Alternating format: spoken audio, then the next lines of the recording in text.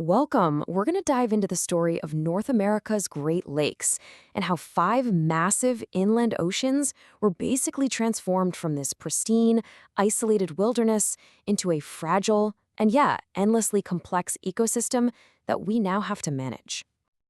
To really get a sense of the scale we're talking about, let's just start with a number: 6,000. That is the estimated number of shipwrecks scattered across the bottoms of these lakes.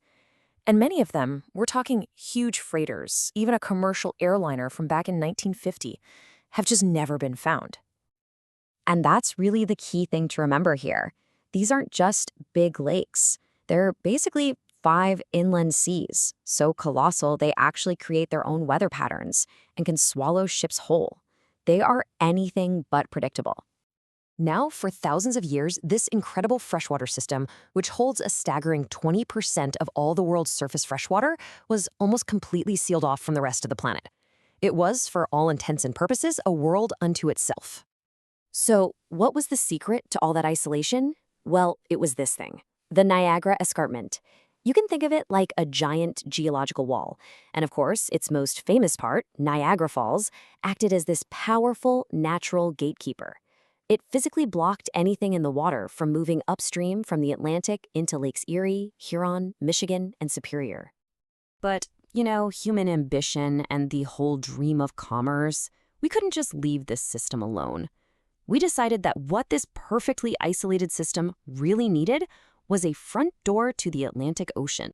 And we built it piece by piece. First up were the early canals, like the Erie Canal in 1825. Then Canada built the Welland Canal, which was kind of like a hydraulic elevator for ships to get around Niagara Falls. But the real game changer? That came in 1959 with the St. Lawrence Seaway. This was a monumental system of locks that could literally lift ocean-going freighters 60 stories high right into the center of North America. The dream was this idea of a fourth seacoast, turning inland cities like Chicago and Milwaukee into these bustling international ports. The reality, though, was something completely different. The Seaway became a biological highway. See, the ocean freighters around, but they also dumped their ballast water. That's water they take on in foreign ports for stability. And with it came a Pandora's box of over 180 invasive species. And the invaders that poured in were, in this really terrifying way, just perfectly designed to cause chaos. You had the sea lamprey, this nightmarish parasite that just decimated the native lake trout. Then you had the alewives, whose populations would just explode and then crash, leaving millions of rotting fish all over the beaches. And then came the most destructive of all, the tiny but relentless zebra and quagga mussels. The impact from the mussels was nothing short of catastrophic. These little creatures are filter feeders on an industrial scale, and they basically ate the bottom right out of the food web. Just look at this. The total weight, the biomass, of all the prey fish in Lake Michigan, it collapsed by over 98%, from 350 kilotons in the late 80s down to just 5 kilotons by 2014. Yeah, the lake became crystal clear, but it was the clarity of a desert. But hey, opening a front door to the Atlantic wasn't enough. As if one artificial connection wasn't enough of a gamble, we went and engineered a second one, a back door that connected the Great Lakes to an entirely different, massive watershed. So here's how that happened. Back in 1900, Chicago had this huge problem. It was poisoning its own drinking water with its own sewage. The solution was, well, it was both genius and completely audacious. Engineers dug this massive canal and used a series of locks to literally make the Chicago River flow backwards, sending all the city's waste away from Lake Michigan and down toward the Mississippi River. By doing that, they destroyed a natural, subtle continental divide that had separated the Great Lakes in the Mississippi basins for thousands of years. They created a permanent man-made connection, which set the stage for the next great threat: invasive Asian carp, swimming north from the Mississippi, heading right for the back door of Lake Michigan.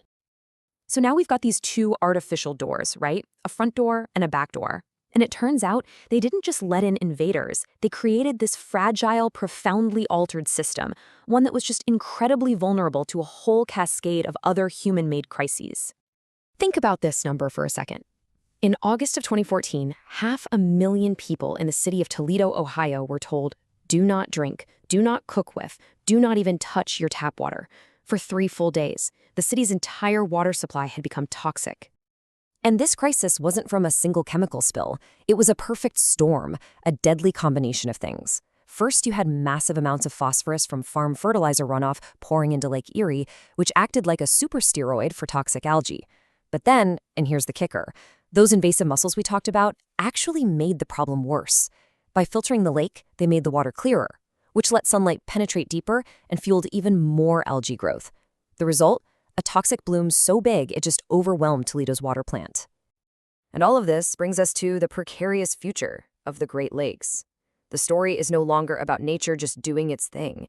It's now a story about our permanent, costly, and often failing attempts to manage an ecosystem that we fundamentally broke.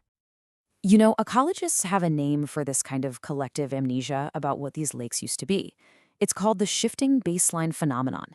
For a new generation, is the crystal clear but ecologically empty Lake Michigan of today just normal? Do they even have a sense of what's been lost? It's a really powerful and kind of troubling idea. So that leaves us with this final, crucial question. The front door and the back door that we built, well, they can never really be closed. We're not simply stewards of some pristine wilderness anymore.